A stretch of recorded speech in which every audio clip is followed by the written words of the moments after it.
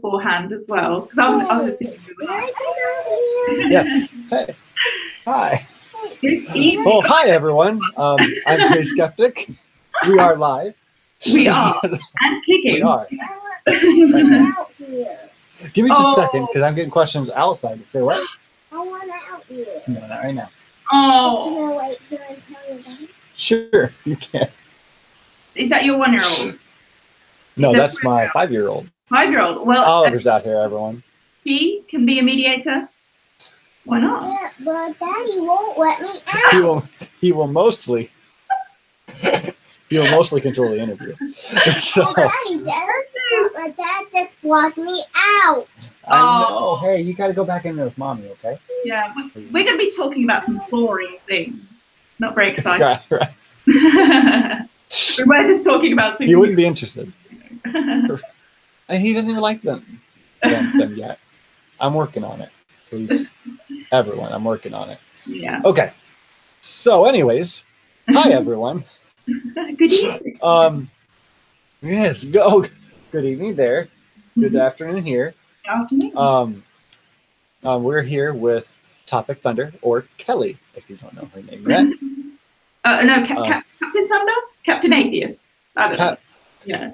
Let's put it Captain out. Thunder Atheist. Just so many aliases already. I do. I'm a super villain. Super. Sure. Oh, hey! You can't say that live. So sorry we're late, everyone. Yes. Part of that was because we had Kelly's recently had a time change, and we're 5 hours apart. Except right now we might be like, are we 5 hours apart right now, or 6 hours apart? What are we now? Yes, I think we are. No, 4. 4? Something like that. Yes. We're still not sure, and that's kind of the problem. To adjust to the time change. This is the hour loss. You know. Oh gosh, it even goes out on the news. Like, make sure you're prepared. It happens every year, but still twice a year even. So yeah. We're a fretful bunch in the UK. Doesn't take long. It happens. It does. Okay. It does. We all have our problems. Exactly. So, but yeah, so Kelly's here today. We're going to go over why she started the channel. Just in general, welcoming her to the community, because she's put out just a few videos so far, but they've all been spectacular. They're really great. She's really earning her way into the YouTube community very quickly. So we're all here to welcome her today before she goes on other people's channels, because everyone wants to talk to Kelly right now. I'm the new kid on the blog. I'll only be cool for a couple of weeks, and then somebody else will come along. We'll see. No, see, you just have to pound them down. Except that's not what we really do. Yeah. I'm the new one. Yeah. I'm earning my stripes. You know, come at me. You know, do well. So let's go over. I'll give you a minute to introduce yourself, although I've already kind of introduced you. But go ahead and tell us who you are, why you started your channel, just a little bit, and then we'll go into details. Yeah. Well, my name is Kelly. I do realize now that Max said it, that I could have chosen any name. So I missed a bit of an opportunity there. I don't know, Anastasia or Katja or something super sexy. But no, Kelly it is. And I got introduced to the sort of Skeptic community online a couple of years ago. I did go over this a little bit in one of my videos, so if you wanted to know some more details, it's in there. But I'm fairly new to a lot of the arguments and the apologetic side of Christianity and atheism, they mentioned together. But my initial introduction to it all was through Friendly Atheist. I found his page on Facebook, and he was putting out a lot of different stories about issues with religion around the world. And I got to know a little about him, and then through his Facebook page, I got connected to Cosmic Skeptic's YouTube channel, and it just sort of snowballed from there. And I just became sort of involved and sort of hooked on this whole topic. And it's not something I've always, sort of, I naturally call myself an atheist because I've never really believed, but at the same time, it's never been something I've solely sort of focused on. It was just in the background. As I say in one of my videos, and I hasten to say a lot of people in the UK aren't technically very religious, so we don't live in this sort of situation where we're constantly having to watch what we say, and like in Ireland, blaspheming laws and things like that. So It's not something that's pounded into us all the time. So but when I sort of got introduced to a lot of these issues that were still going on in the world, and even more so in the West, I was really surprised by how prevalent religion is or it tends to be in politics in America in particular. And it just opened my eyes a little bit, and of course then I sort of started to watch other skeptics, and they all have their different ways of doing things as well. And I just thought I would like a piece of that. No, yes, I want all the controversy and the hateful messages. No, but I thought that I cared enough about the topic and about the subject to take whatever comes at me, in a manner of speaking, and sort of, it's important. And I think, if I'm being brutally honest, if I only get one thing out of this, is to be able to understand the world I chose to bring my daughter into, and I want to understand this particular crazy aspect of humanity, so that she can be better informed and things like that. So it's essentially I want to. I don't know. She's a bit young. She's only just turned 4, so I don't need to impart knowledge on her too heavy at the moment. But I don't know. I feel like you can put yourself in a bubble as you go through your life and through adulthood and things like that, and then you bring a fresh new sort of person into the world, and you realise, my gosh, there's quite a lot of issues. And I'm not a pessimist, but it's just one of those things. And if she were to meet people who are religious and things like that, and the fact that religion can have a real sort of push on politics a lot, I just want her to understand why people sort of can get so passionate about it, and why in the past it started wars and things like that. So so a lot of it is for her, but it's an interesting topic, and it's you have these fascinating philosophical questions and things like that. So I hope that's been detailed enough. I tend to go on. Do stop me, Matt. It's your job. No, I will let you go on. It's your show now. Yeah. I think it's really interesting, because you told me that you've been an atheist pretty much your entire life, and to show an interest in this topic when it doesn't directly affect you, and it hasn't directly affected you, it's interesting. It's interesting, and it makes me want to know why. And I know you kind of went into that because you have a little one, and you want to know what she's getting herself into if she decides to grow up. So, not allowed. I'm sorry, I won't allow it. Not allowed, right? But just in case it happens. As it tends to do. Yeah. Time is linear. It moves along the line. Yeah. So, what's a few of the key aspects that really dragged you in, that made you think, wow, this is really an issue? Because you said you found the did you say the thinking atheist or friendly atheist? The friendly atheist. Haven't met him. Yeah. And then Cosmic Skeptic. So what did they point out specifically that made you want to just dive in? They're actually, it's fascinating, because I find this with a lot of skeptic content creators, is that they each have something they're really, really good at. And although they may be discussing similar topics, there's 10, 15, 20 videos about the ontological argument, things like that, but they each bring a different sort of aspect to it. So they each have their role to play. And I think with the friendly atheist, it was sort of he's obviously very good at researching, very, very good at sort of putting across what the harmful notions of religion and what they are currently doing. He's not saying, oh God, look, they caused the Crusades 1,000 years ago. He's saying, look at what they're doing now, and he's passionate about it. And I was shocked. I was shocked by what happens in sort of, not just Christianity. I know it seems I'm picking on Christianity a lot, but in religions, Islam and so forth, and Hinduism, that sort of thing. There's so many religions out there that are bigoted and underlined with misogyny and all these sort of things that are affecting people today. That are not just, it's not just a historical thing. It's not the Spanish Inquisition. They're affecting people today, and I think that just sort of made me think, wow, I hadn't had my eyes closed without realizing it. And I suppose I'm a bit more emotional as well when I read stories regarding children and the effects of religion on them. And so it sort of got me wanting to sort of know more.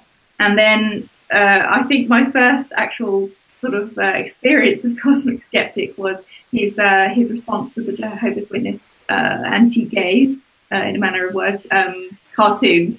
And it was hilarious. And I thought, there you go. You can take a really serious subject and you can have an opinion on it, a strong opinion, and be incredibly funny, and therefore get the point across without, I don't want to sort of drag her name through the mud, but somebody like Jacqueline Glenn, who in her earlier videos can seem very much like she's being as sort of argumentative as the theists that she's, debating. And I think Alex even says himself, you're going to get further with trying to understand the person behind the belief or the historicity of their belief, being able to understand why they believe that way, than you are if you just go sort of head on.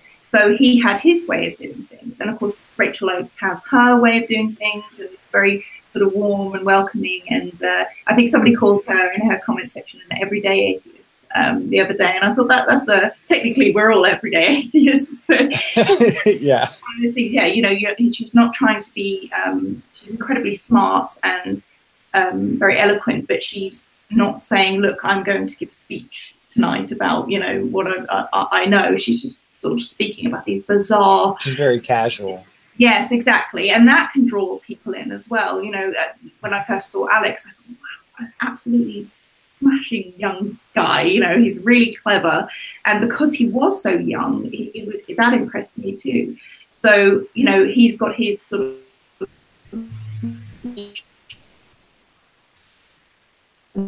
rules, way of wording the same argument sometimes in a new way or in their own way, and that's what makes them creators. They're not doing this to be popular, because I'm sure they probably get quite a lot of hate. Yeah, they get a lot of flack. The comment section. Exactly. So they do it, and some of them, having had obviously negative experiences, are even more brave, I suppose, is the term to use, because they're having to keep. I know GM Skeptic, he had to keep it felt like he had to keep his atheism secret for a little while, and was scared to sort of come out. Yeah. And I think, God, I don't have to do that. Although I have actually not told my sort of wider circle. I've told my very close family, and that they're very supportive. But of course, they're wary, especially in terms of Islam and things like that, which I haven't spoken about a great deal. So that they are wary, and that angers me. Not being able to talk about a subject without being afraid. I mean, you could say that about a lot of things, but that's a problem, is it not? To be afraid about even talking about something, it's very Orwellian. It is. And that's something that really pulls me into it a lot, is even though it doesn't affect me as much as it could, Mm-hmm. like you can see around the world Mm-hmm. how much religion affects everything. It's just, it seems like it's the underlying problem to me. It seems like the underlying problem of almost everything. Like almost every war that we've ever had, any kind of free speech issue or equal rights issue that we've ever had. Religion is always underneath that rug. And it's so I think it's definitely something worth fighting against, speaking against. And I think you and I and people like us, we're really fortunate to be able to have the amount of freedom that we do have to go ahead and speak out against it. Because there's countries a little bit south of you that are just like, all right, you want to speak up, we'll kill you. But go ahead. So exactly. And if that doesn't make you want to be faithful, I don't know what does. Right. So I consider myself an anti-theist. Do you consider yourself an anti-theist, or I've been thinking everyday about casual atheist? Everyday casual. That would have been a great name, wouldn't it? A casual atheist. I think I've been thinking about this a lot, and I may be wrong here, but I am angry at religion. I'm angry at the pain it causes, has caused, is causing, and will no doubt keep causing. I despise the restrictions it places on people and their lives, their daily lives. How it can't seem to keep its nose out of our daily lives and out of politics. More so, I'd say, in the US, when I'm speaking in Western terms. So in that sort of sense, I am. But at the same time, I understand that there is a person behind the belief, and that if I were to, I can separate, obviously, somebody's religious beliefs from the person. But sometimes when you know so much about religion and its issues, and I'm not saying I've learned everything, but you have to have a mere half hour on Google to sort of look up the negative aspects of religion, and right. and you can sort of it can affect you. You can't forget it. Once you've learned it, you can't forget it, and especially if you're a person of reason and you want to get to the truth of things. I think Skeptic says it brilliantly when he says, nobody you can't believe something you don't believe. So I can be pleasant to people. I have people in my life who are religious, and they're often wonderful people, but I'm not going to pretend, in a sense. I can't bring myself to do that. But you can't pretend it's not there. It's not a problem. Yeah, it doesn't make me want to go, oh my God, I can't possibly, break bread with you because you believe this, that, and the other. Because sometimes some people, it doesn't inform their whole lives. They're casual theists. So, Yeah, but I think a lot of you guys, especially over in America, have people who are more gung-ho and more, will look down upon you if you say certain things, or if you live your life in such a way that they will cut you out. And that's, I can understand people being anti-religious in one way, but not necessarily anti-religious people, if you know what I mean. There's always a person behind the belief, and sometimes they're wonderful people, just they happen to have very daft beliefs. Yeah. And there's a guy at work. There's a fly in here. It's driving me crazy. You guys see me? Looks like I'm trying to swim. I'm drowning. There's a guy that I work with. I talk to him every now and then, and we have complete opposite political views and religious views.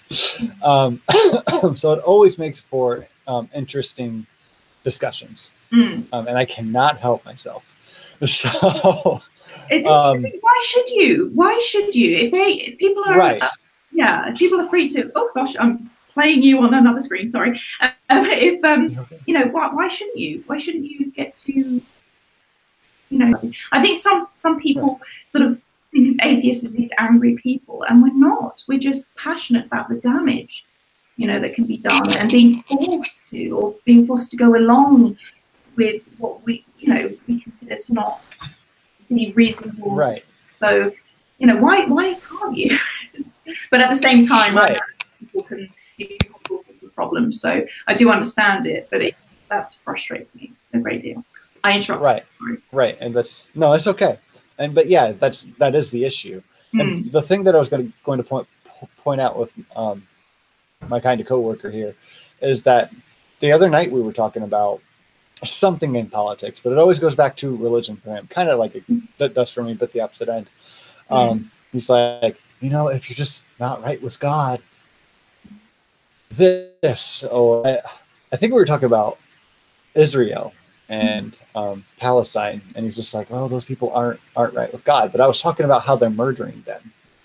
Just like, so are you saying it's okay? He's like, well, the Bible said, and sometimes people like don't understand how to read it, but God wanted those people out of the way and whatever. And just like, you are saying that it's okay to kill people if God says so, right? He's like, well, yeah. Just like, and I'm trying to point it out to be like, do you see how this grows? But he doesn't. He's just like, yes, that's what I'm saying. Are you having a hard time understanding this? So I'm just like, so we got to a point in the conversation. I'm just like, so, you think anyone who doesn't believe in God just like deserves to die? He's like, you just have to get right with God, man. And I'm just like, so now I've told you I'm an atheist. So do you think I should die then? And he's like, well, no. Because when it gets personal, it just blocks their entire worldview. It puts up a wall.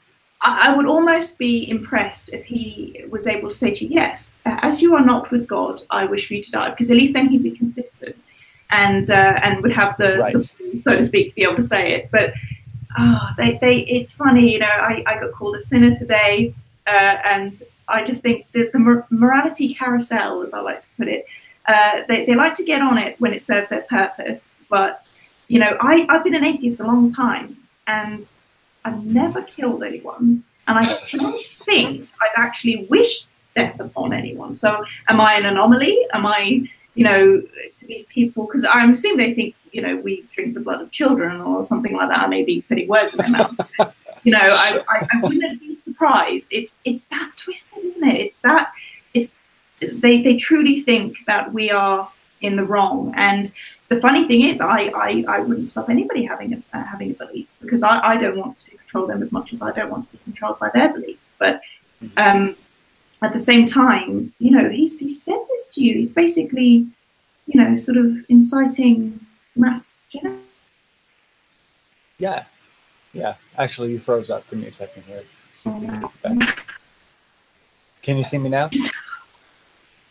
I couldn't hear you for a second there. You cut out. Oh, I was talking about mass genocide. No, that's fine. That's cool. Awesome. Somebody's going to keep that. So was he. Yeah, exactly. Right? Yeah, I think they're going to cut that out. I've been an atheist all my life, and I'm talking about mass genocide. Yeah. No, I myself not inciting that. No, but he's basically, were you having coffee or over a donut, inciting mass genocide on people who don't believe in his particular way of thinking. So how utterly bizarre. How bizarre. Yeah. I would have loved to have been there. And a fly on the wall. I would have loved to have you there. Fly that's on your wall.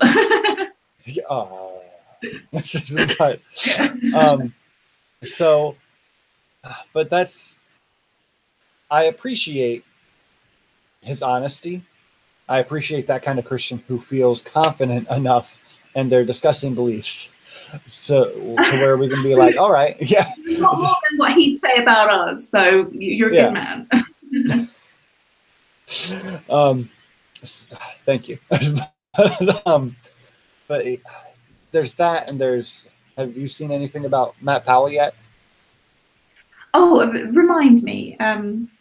He's the everyone describes him the same way. He's the 22-year-old preacher, Baptist preacher down in Florida or whatever. He was on the Non Sequitur show, and the point that I was getting to. Yeah, really can't stand homosexuals. He can't stand homosexuals, and how all atheists are gamers who live in their mother's basement drinking Coke. Well, all of them. Every single one he's ever met. Separate town, but okay. Yeah, wow. And he actually went as far when he was asked that question about homosexuals. on the Non Sequitur show, he said Kyle should be killed. Because Kyle was like, should I? And like, yep. And then Steve and him were like, all right, well, we don't need your face over here anymore. Yeah. we're done. No, but you could put his you could put his candor down to, oh gosh, how can I say this without offending anyone? Because if anybody knows anything about me, they know that I would never joke about mental health. But I mean, he's batshit crazy, you know? Yeah. Yeah. And again, I admire his honesty. Like I admire, like, against all the grain, all of the progressive grain that we have going right now. He's like, fuck no, we need to have the government drag these people out of their houses and murder them. Yeah, it's like, that's crazy. That is crazy, but it's going while you're brave. Extreme other end, isn't it? It'd be nice in the middle, you know. Like, I'd love to meet somebody who's a Christian, comes to me and say, you know, I do think it's a sin. I think you're going to burn in hell, but you're fabulous. You know, you're still a nice person. Because to overgeneralize is the first sign that somebody is not to be, you know, trying. You can't convince them, because he said, you know, that all atheists are you know, gamers in their mom's basement, and it's just like, obviously we're not really, are we? No. That's not where I am, or am I? So, you know, to overgeneralize means that you want to paint people in a particular light that's, you know, that's segmented, that you can say, right, these people are like this. It's like when people say atheists are angry. I don't think we're angry. I think we're passionate. I don't wake up in the morning, stretch and say, right, you know, whose deity can I, you know, piss on today? So to speak. So, you know, I don't sort of make it my life's work.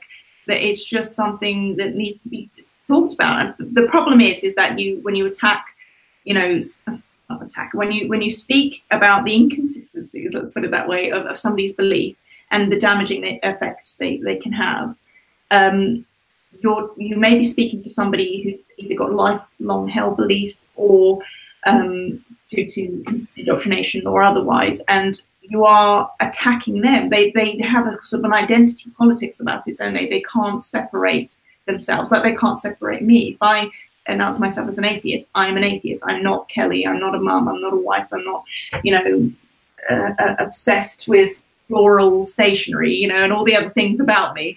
I'm, you know, I'm just this one sort of snippet of person. But I refuse to do that on the other way around, because you know, you can't. It's logically incoherent to just assume something about someone, or you know, a sort of large part of their personality. Even gung-ho people like himself, you know, he may be an excellent cook. I don't know why that's so positive. What I mean, you see them as these sort of like, you know, these crazy people.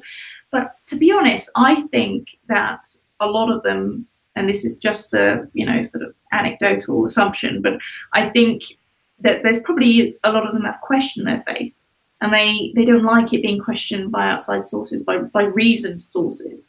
And especially someone like me who's, you know, who's not going rah rah rah, you know, religion, but is presenting it in a way to say, well, you know, have you thought about this sort of thing? And it's reasoned, and it's, I hope so anyway, it's reasoned, and they start to doubt, and they don't like it. It's religion, depending on how they practice it, can be incredibly grounding for a lot of people mentally. And, you know, no, I wouldn't want to take somebody's comfort away. I'd never go up to somebody who's praying for their loved one, you know, who was ill. Of course, I don't think it works, but I know it doesn't work. But I would never sort of say to them, you know, pat them on the back and say, well, that's very nice and everything, but it does absolutely bugger all. I would never do that, because you know, it can have a placebo effect. There's no doubt about it, you know, so at least for them, you know, and their comfort. So I think, especially in the early days of YouTube, a lot of the atheists, I think, were very sort of passionate. I keep saying passionate, but were quite shouty and a bit sort of like, oh my God, you're so dumb, you know, that sort of thing. And they were well within their rights to say that, because, you know, in a manner of speaking, they're right. But you're always going to get a clash. meet people on a Right. personal level, I think. But it's easy for me to say, isn't it, Mac? Because I'm not surrounded by people who wish mass genocide on people. So maybe I Right. don't. Yeah. Maybe I'm naive. Maybe. No. Well, see, it's like, because people react in like a fight or flight kind of reaction when Indeed. you attack or just mention their religion that you've never even read the Bible about, right? Just never ever. Or like they act like, one, you don't have a clue, and two, how dare you? Like, even if you did, but like you said, it's the idea. They can be a good person. We're not attacking the people. We're attacking the person. Not the idea, not the person. Get out of here, fly. So, two things I want to ask you about that we've touched base on. I think it's a good segue. Is you see that there is this issue with religion, but you can see there's issues with a lot of things, right? Like, there's a lot of stuff wrong with the world.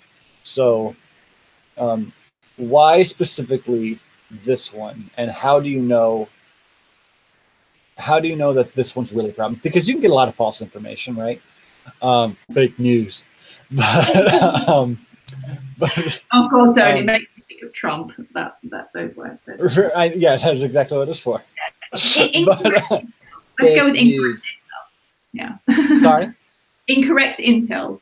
It sounds incorrect like intel. So therefore it's better. Right. So I told everyone I was a bitch, didn't I? On Twitter. But it's okay to be right there on Twitter. It's there. Yeah. It's okay. Yeah, he probably likes it.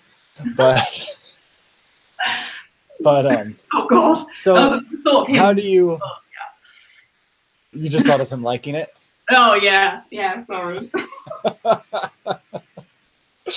Oh God, I do not want to be thought of in any capacity by that man. My goodness. Oh goodness. Sorry. We were talking about it serious. just makes you uncomfortable. Yeah. No, it's fine. It's just fine. So I'm picking up a little bit of a lag. So just keep that in mind for the moment.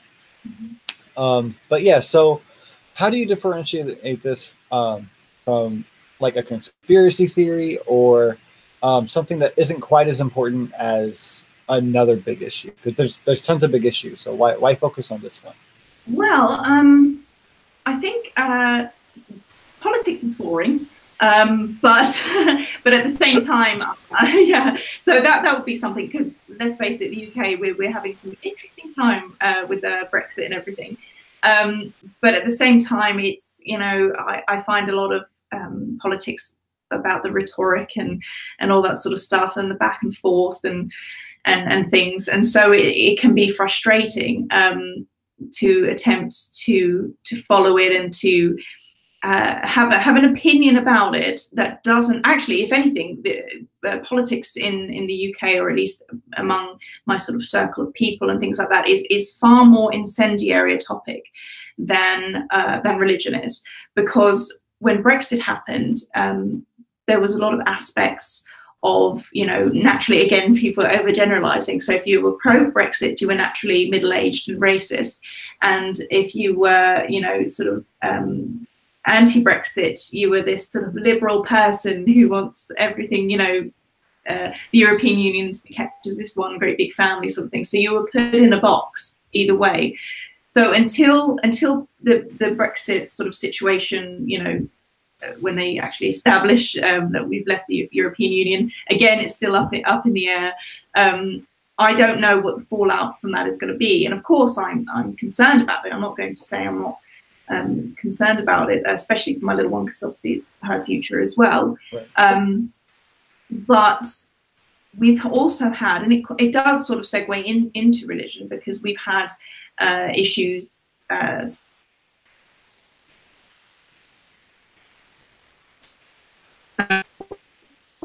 attacks, and of course we have them in the UK fairly recently. Last 10 seconds. I'm sorry. Sure. I'm just going on. Is it okay now?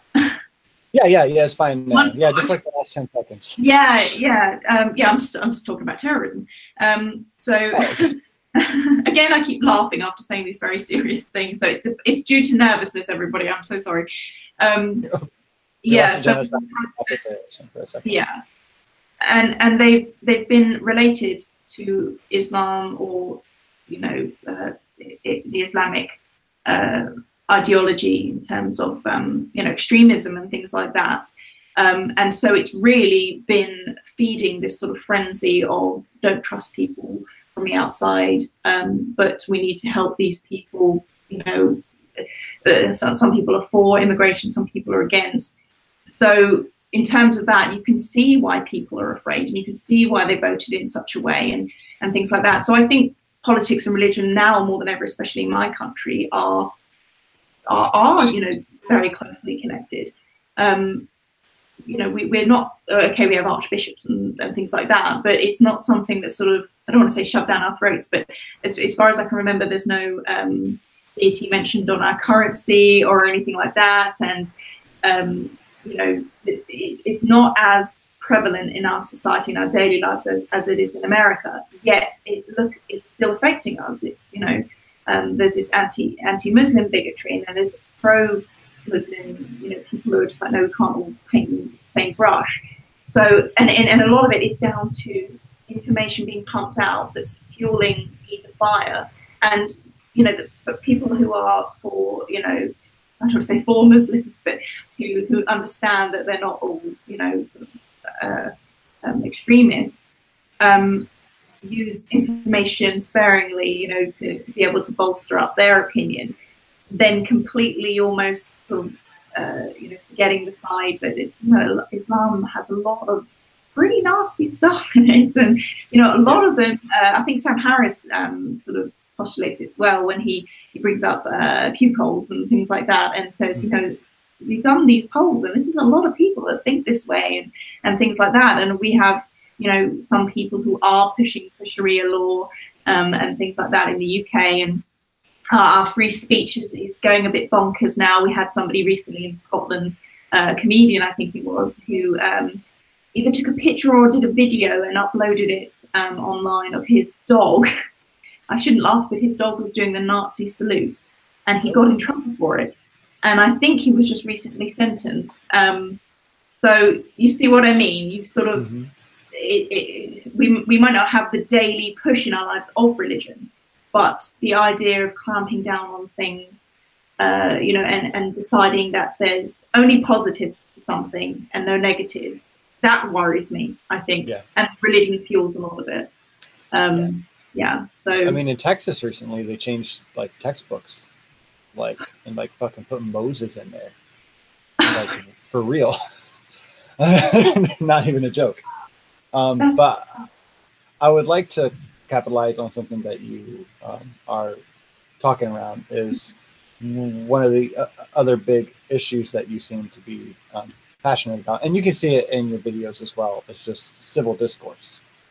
And I think you and I have the same idea about overgeneralizations, like you said about Brexit, like depending on where you fall on an issue, you are this kind of person. Yes. And we really need to get away from that as like a human society, because it's everywhere.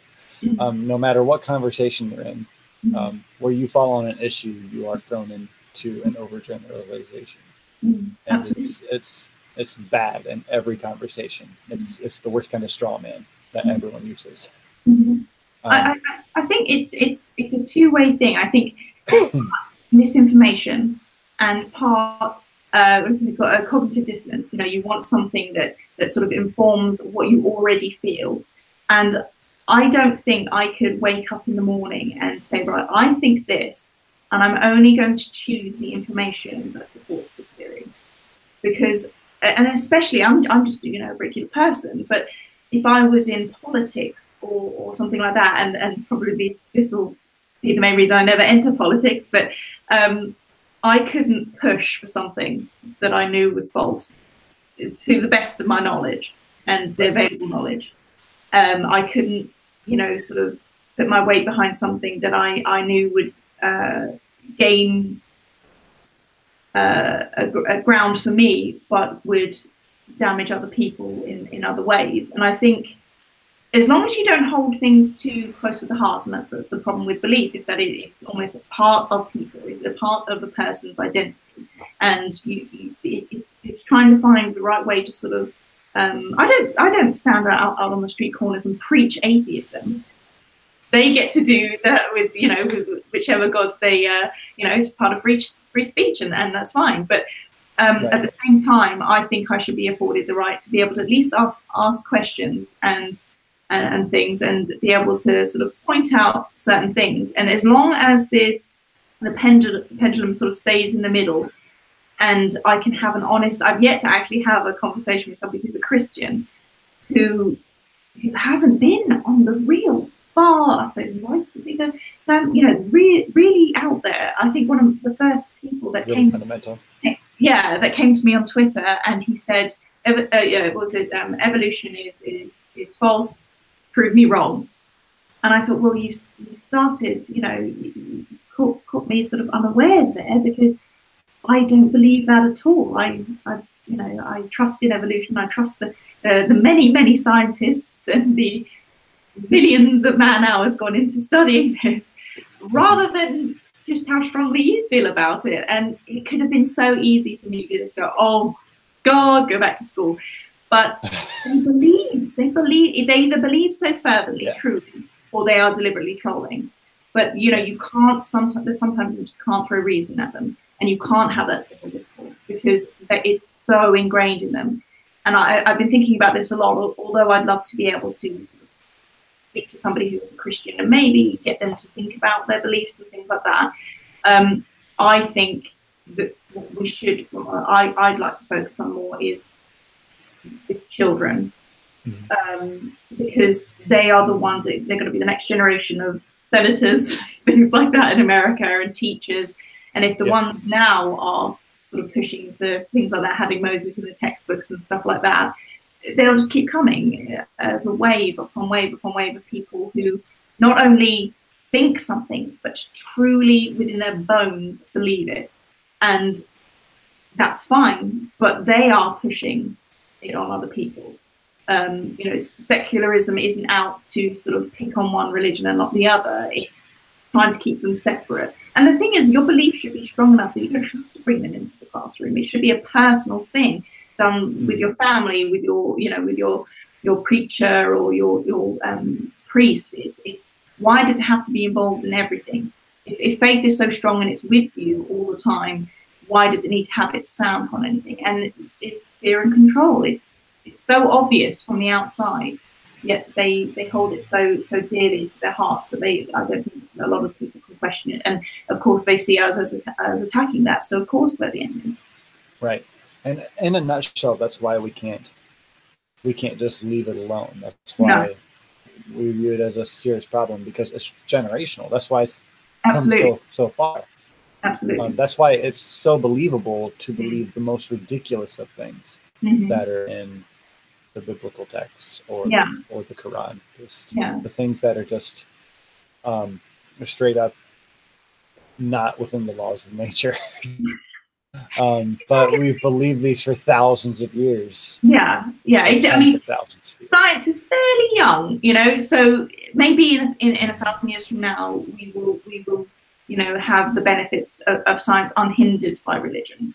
So in a sense, we have no basis for comparison, really. We've gone through religion, and we've, you know, I say gone through, it's for example, in the UK, of course, 500-600 years ago, people were being burned at the stake for being Protestants, and then in turn, depending on who was in power, Catholics were suffering, and so forth.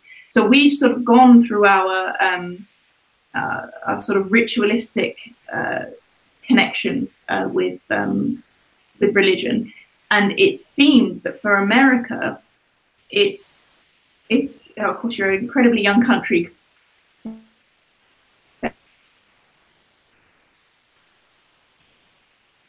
But you know, you still have this thing with religion. I think in a couple of 100 years, it might not be such a sort of a prevalent part of your society.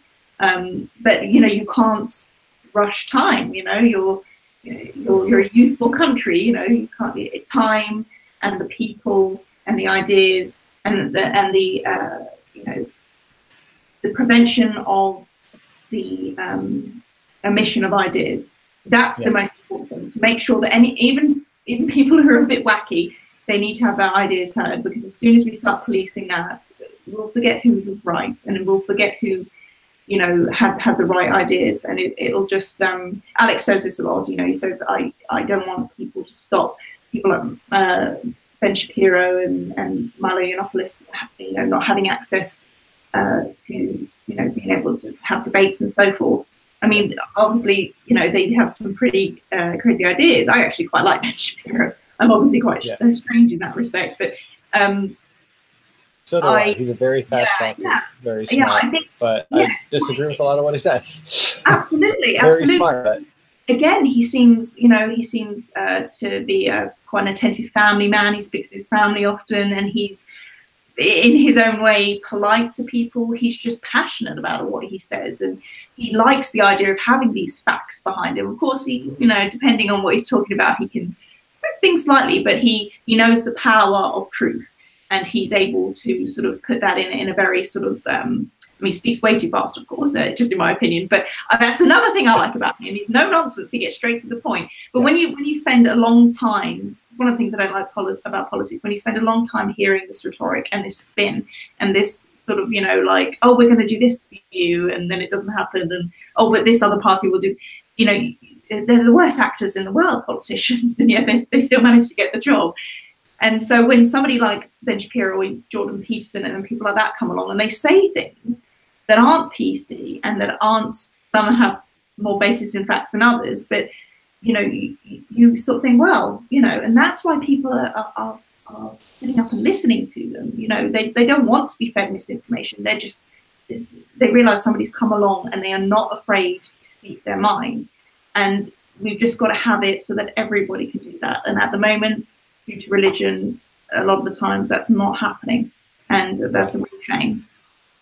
Right. And when someone like that rises up with 70% of your beliefs and a better vocabulary, you tend to listen to everything that they say. Exactly. Oh, yeah, exactly. Yes. Talented bastards, aren't they? Yeah. And like I said, like, you and I respect Ben Shapiro because, like, he understands what he's talking about. He talks like he's quick on his feet. Mm-hmm. I don't want to say he's no bullshit, but kind of minimal bullshit, Yeah. like, for his side of politics. But at the same time, just because you respect someone for how much they know and the few things that you agree with, it doesn't mean you can just forget everything else that they say.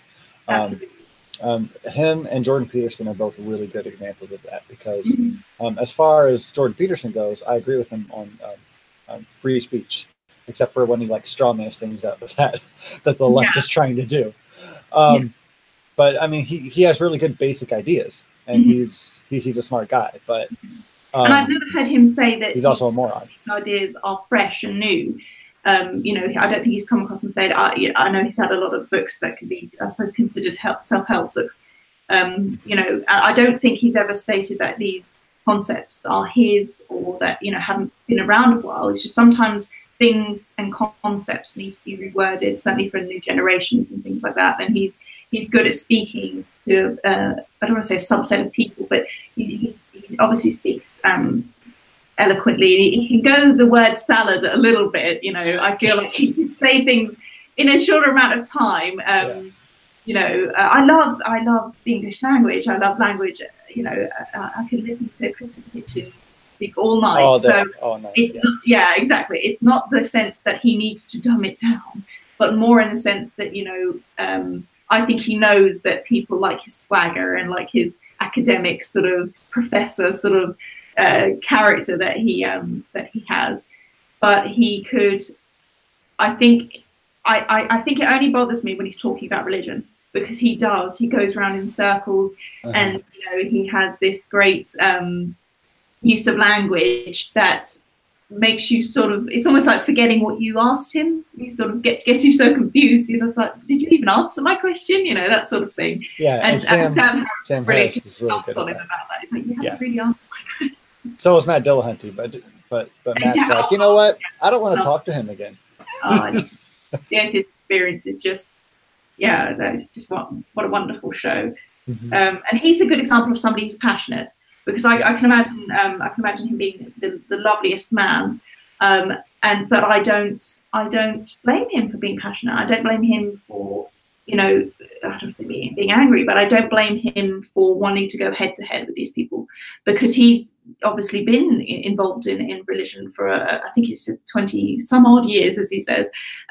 So he knows his stuff. He's not just speaking in a sense like me, where I'm sort of, my connection with religion has been fairly benign, and it's very quaint. And you know, when you think of sort of religious people in England, you think of sort of like a village with your elderly ladies going to the vicar's house for tea and crumpets on a Sunday. It's not, you know, we're not having these big sort of religious rallies or anything like that. Or you know, it's quite a, when you think of somebody in the UK who's religious, you think, oh, that's nice, they must be really lovely people. And that's the level of it. Not, oh my God, they want this in the textbooks, and they want this and this and this to happen. So, you know, it is funny how, depending on where you're at. So I never wanted to misrepresent myself to say, oh, I've had the worst time with religion, because I haven't. But then maybe by looking in on it being this really bizarre notion, I'll have an insight perhaps in a different aspect. So that's the idea anyway. Yeah. And something you said there with Matt Dillahunty and why he's passionate is it's because besides all of the atrocities that have been done in the name of religions, and all the racism and bigotry that comes along with it, that it just fuels, there's a YouTube video. Like, there's one YouTube video, only one. No, there's one specific that's Seth Andrews, and it's I think it's called "Religion Made Me Talk Like an Idiot." Idiot, yes. That is my biggest. I might watch later. It's definitely worth it. It's about an hour long, but it's fantastic. And I feel like Matt Dillahunty, Seth Andrews, both probably feel about the same way. They're just, when you step back and look at it from the outside, you're like, wow, why was I so fucking stupid? Like, it makes you feel awful, and you're like, I don't want anyone else to feel like that. And that's how I feel. I think that's how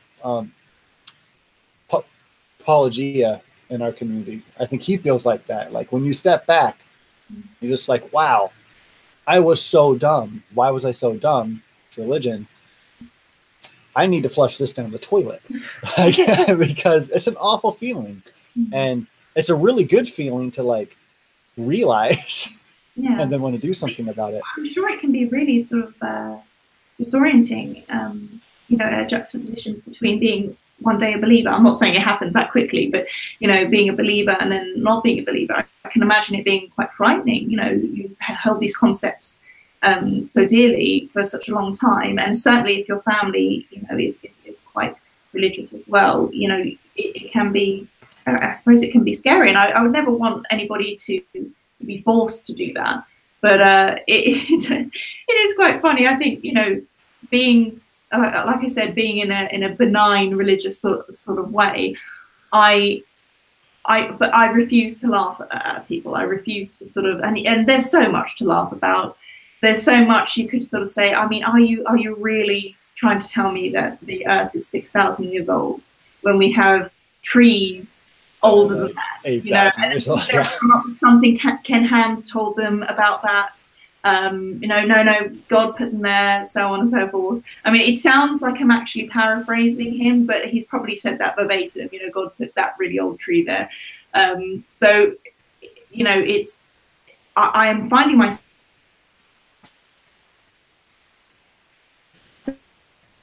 So there's me seeing it on Twitter and having these people. Can you repeat that again? I'm sorry, real quick. You said what was I saying? Where you left off. It was I find myself. Oh, okay, yeah.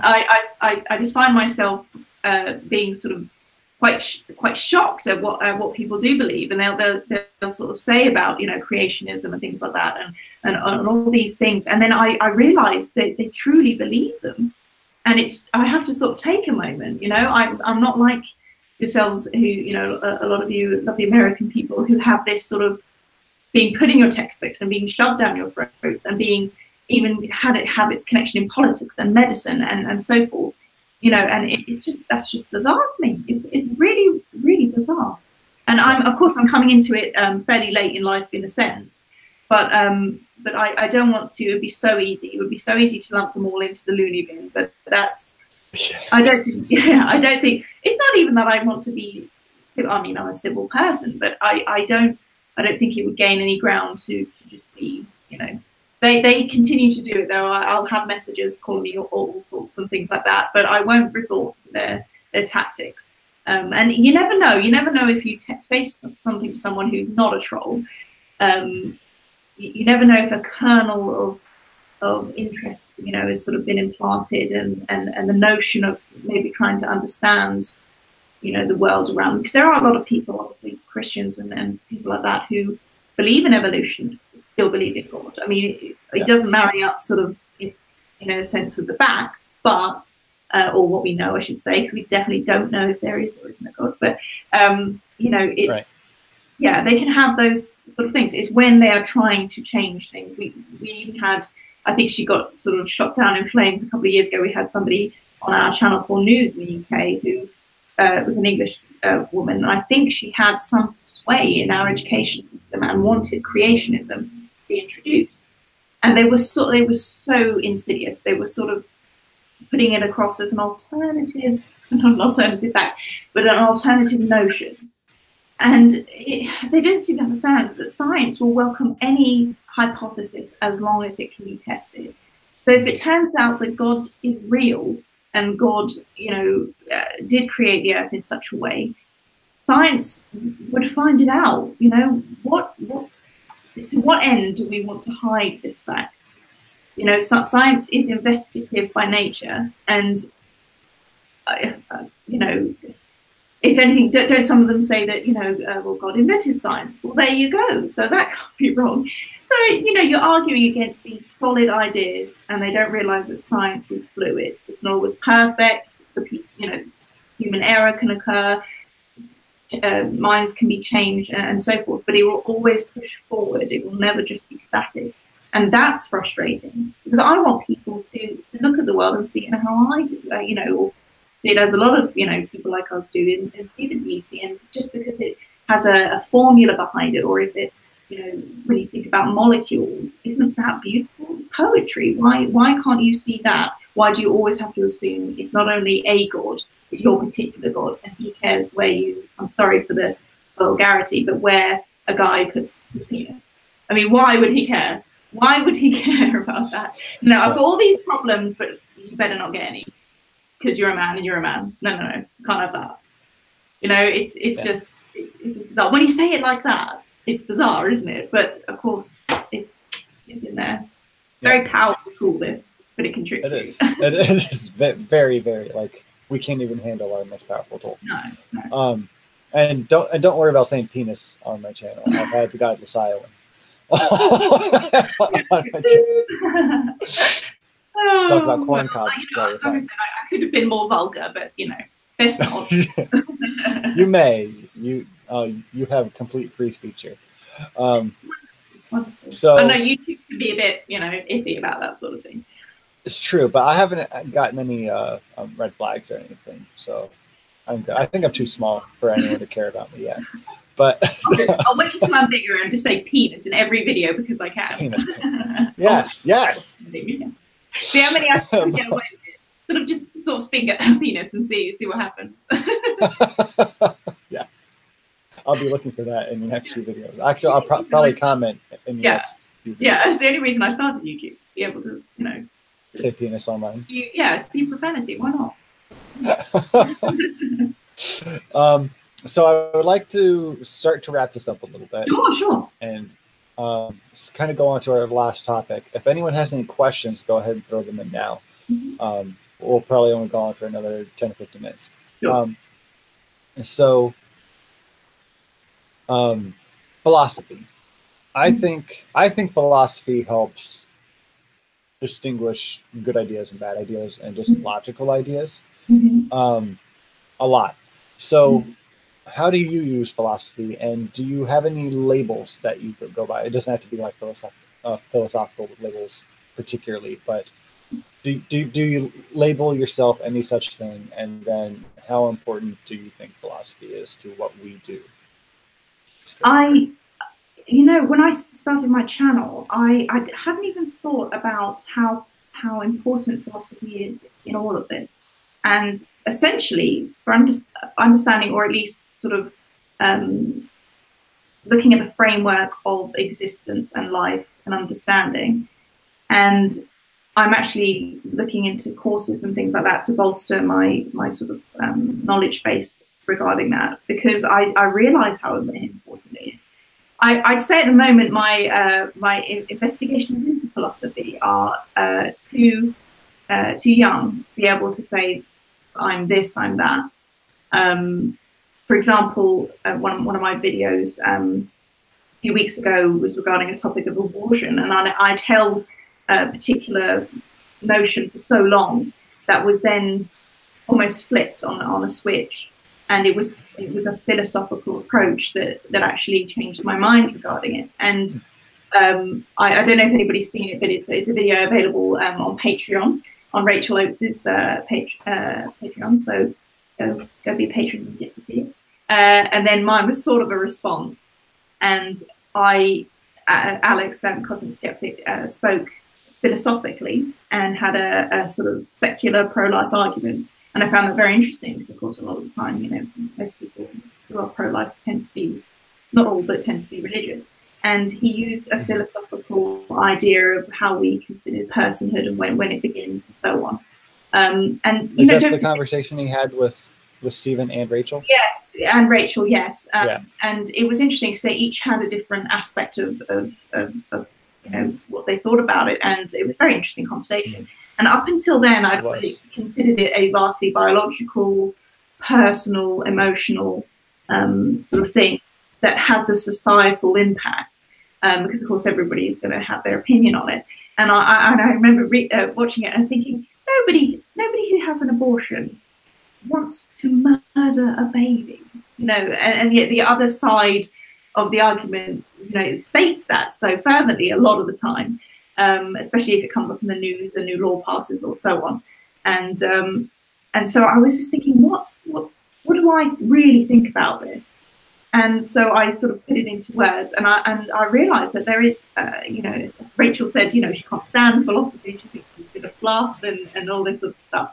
But he was right, when do you consider, a cell to be a human, and it's never going to be one of those topics that pleases everyone all of the time, but it got me to thinking, and just how important, even perhaps more so with the skeptic community, how important it is to our work, because you can't think of theology or use it in terms to argue for or against without sort of bringing philosophy into it, I think.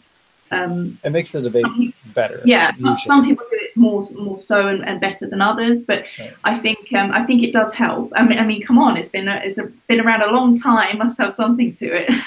Right, and I mean, but you can say that about religion too. So there's I don't know what that fallacy is called, like fallacy of like being around a long time, but yeah. But yeah, I get what you're saying, and it's I think the most important thing in philosophy is really just paying attention to logic, and paying attention to what Stephen Woodford points out all the freaking time is the logical fallacies, so we can just not shoot ourselves in the foot in the middle of a conversation, because when we're talking to people that we talk to, when we're trying to like advance discourse and talk sense into someone, if you say one wrong thing, they're like, everything you just said just collapsed. And it's sad that it goes that way, but Yeah, well, I think it's a very immature thing to do, is it not? That to sort of not allow your I don't want to say foe, but allow your partner in argument to not have you know, I don't even say a weakness, but you know, my opinions are ever evolving. So I may say something last week. Do I not have the intellectual right to be able to thought about something to then change my mind? Right. Otherwise, yeah, the stagnation of thought that terrifies me. You know, yeah. Am I not allowed to learn? Exactly. Is that the issue? Yeah, because they don't want to learn, so you're not allowed to. No, they're learning about this. No, but that's fascinating to me, because it's almost like it's very playground. And I'd hate to say it's very childish, because I don't think children are actually that bad. I think it's worse if it comes to I think, you know, yes. If a grown person, and it's an argument, I forget the term, but sort of like, you know, twisting their words and things like that, and being able to sort of say, aha, then you mean this. It's like, well, no, you know, that's not what I mean. And it's a version of straw how clear do you have to be? How clear do you have to be? And a lot of the time, that's what's really frustrating. Is if they have for example, science deniers, creationists, blah, blah, blah, have, you know, that strong bias behind it, that they look for those sort of, you know, weak spots, as it were, and assume that because they've seen it, that our whole argument carries no weight. Today, I can give you an example. Sorry, I know we're pushed for time, but I can give you an example today. I had somebody, I responded to a tweet from Ken Ham, because why not? And he... yeah, exactly. No, I'm waiting for it. Now, I think I'm too well spoken. I haven't sort of said, "Oh, you dumb shit." You know, stop spreading this bollocks. I just put it on there, and I was basically turning his argument around. He was trying to say that, you know, a particular Oxford, I think it was, they didn't want a particular Christian group to speak there, and he said, you know, they're pushing the Christians away. It's in a manner, again, I'm paraphrasing, I can't quite remember the tweet, but I then went on the link that he so stupidly put in his tweet, and it basically said that this particular group are quite a hateful bunch. You know, they think, or at least their leader thinks, that homosexuality should be a criminal offence, and so on. So we're not talking your lovely ladies in a sewing circle on, you know, at Sunday school. We're talking about people who actively want to infringe on people's rights. And I thought, you cowards. You know, at least say, you know, who they are, at least say what they stand for, and then say, well, still it's free speech. But don't make out that they're something they're not, that they're these benign, sort of very sweet Christian people, because they're not. And Oxford the union had every right to say no. So I then put a comment basically saying that, I think false equivalency or something of that nature. Well done, Ken, false equivalency. And he, and one of his many problems that he has, but somebody who invariably they all have God in their bios at least 3 times. Yeah. In one aspect or God, another. Yahweh, Jehovah. Exactly, yes. I'm the servant, and then a proverb or, you know, quote and things like that. So, of course, you know, they're so easy to identify, aren't they? They almost make it too easy, I think. But, you know, he said, oh, as you're so obvious a sinner, and he mentioned a spelling error. I actually had spelled atheist wrong in my bio, and I'm genuinely embarrassed. I'm known for being a good speller, or good at spelling. And I just thought, that's the best you can come up with? And he sort of assumed all this thing about me, you know, just from, you know, and he said about being hateful. And I said, I've literally just pointed out the fallacy in what he's saying, you know, that it's contradictory, it's ridiculous. He's pushing a bias that actually is wrong, you know.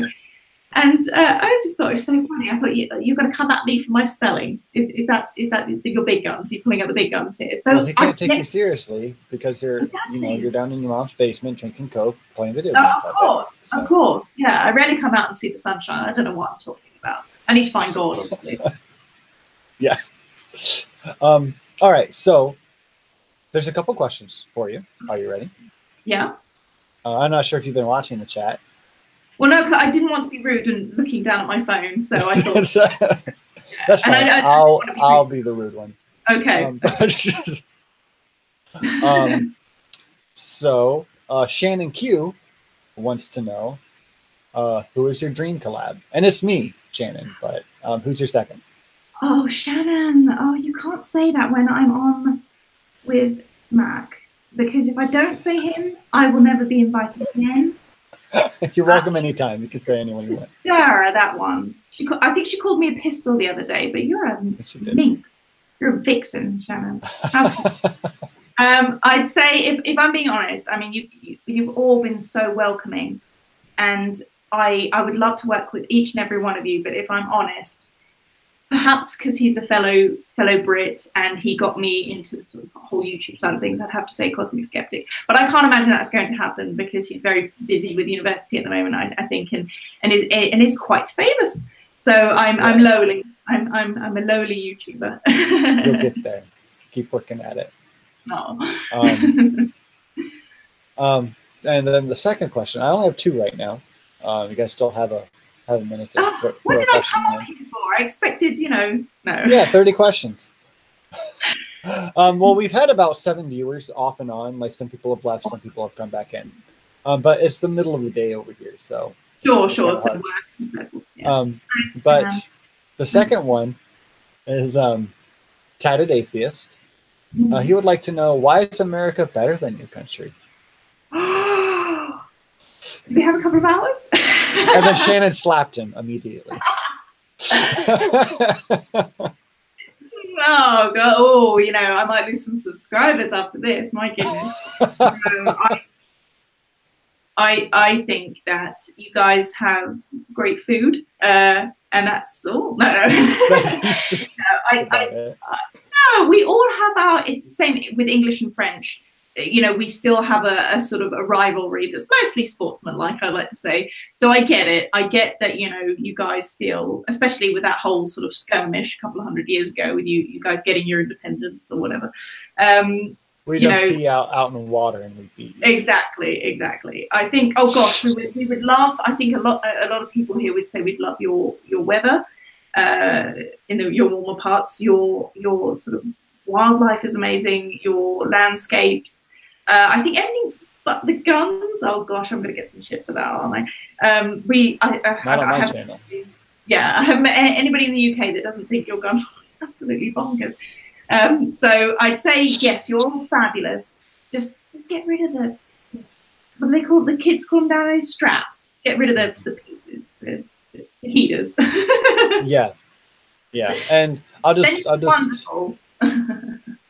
There's one thing I'll mention. If anyone hasn't heard about the Jewish synagogue that was just,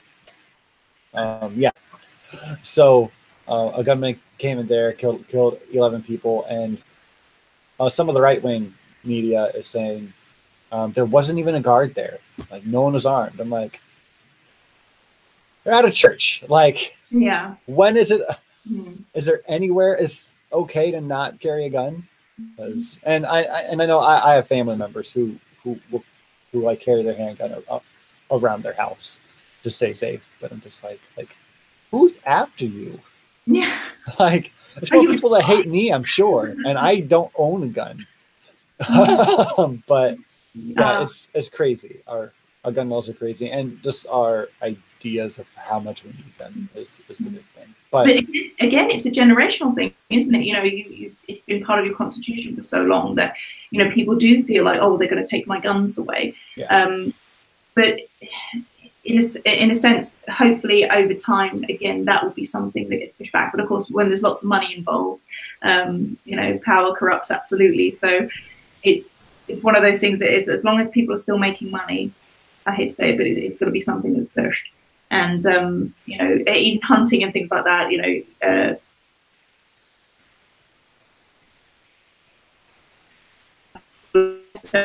Need to do in the West now. It's such a lot to break it down, like religion.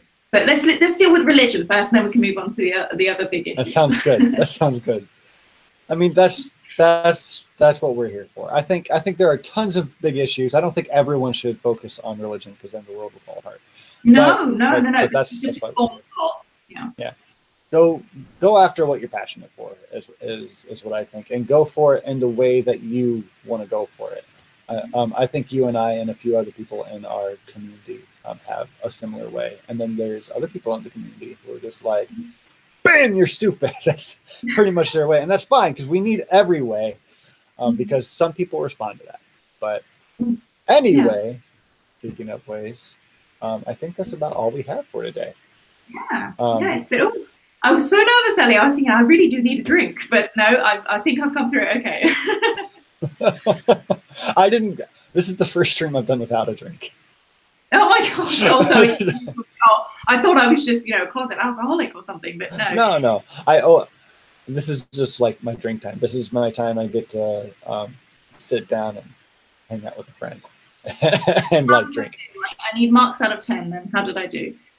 Oh, you did fine. You did just fine. You did great. Actually, I could talk to you all day, and this is why it's when I've been trying to make my streams an hour cut off, but we've gone over an hour and a half, and I'm just like, I'm sorry. I should probably make a stop. And real quick, we had one last question. Joan, who's the first person here, CH 2517 Joan, said, I asked whether her partner plays a role in her making videos. In support, yes. He's my sort of proofreader. I sort of read to him what I'm going to say, and you know, and my scripts and such. And he helps me with research sometimes.